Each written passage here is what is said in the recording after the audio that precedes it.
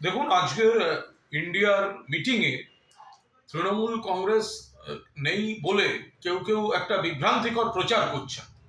বিষয়টা খুব স্পষ্ট করে বলে দেওয়া ভালো যে আজ আমাদের সর্বভারতীয় তৃণমূল কংগ্রেসের জাতীয় কর্মসমিতির বৈঠক ছিল। ফলে আমাদের গুরুত্বপূর্ণ নেতৃত্ব এখানে উপস্থিত ছিলেন। আর ওখানে একদিন কোনো বৈঠকে যাওয়া হয়নি বলে তার মানেই তার একটা ব্যাখ্যা এটা ঠিক নয়। আর তাদেরও অত তাড়াহুড়োর কিছু নেই। কাল বা পরশু মিটিংটা করা যেতে পারত। আমাদের যখন একটা জাতীয় কর্মসমিতির বৈঠক আছে, করা যেতে পারতো। আর একটা কথা খুব স্পষ্ট করে বলা প্রয়োজন, আদানি ইস্যুটা ইম্পর্টেন্ট, আদানি ইস্যু গুরুত্বপূর্ণ।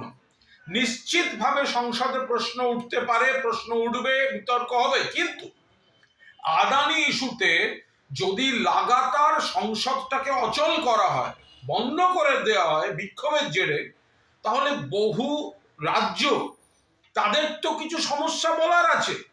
আমাদের বাংলার যে যে ইস্যু আছে, 100 দিনের টাকা দিচ্ছে না, আবাসের টাকা দিচ্ছে না, হলদিয়া পেট্রোল, মানে নানা রকম যে বিষয়গুলো রয়েছে, তো সেইগুলো নিয়ে তো আমরা সংসদে আমাদের বক্তারা তুলবেন।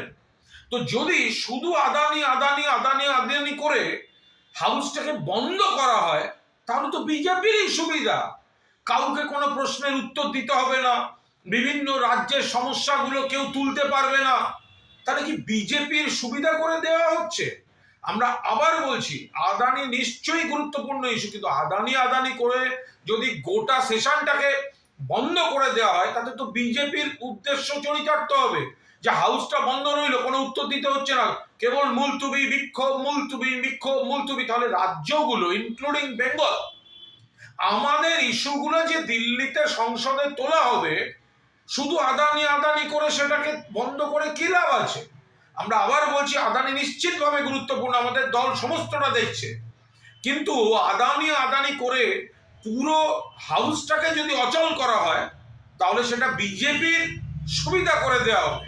তৃণমূল কংগ্রেস এর পক্ষপাতী নয়, নিশ্চয়ই আদানি নিয়ে কথা হবে, কিন্তু বিভিন্ন রাজ্যের বাকি ইস্যুগুলো যেন যথাযথভাবে প্রতিফলিত হয়, তাই সংসদটাকে সচল রেখে করতে হবে।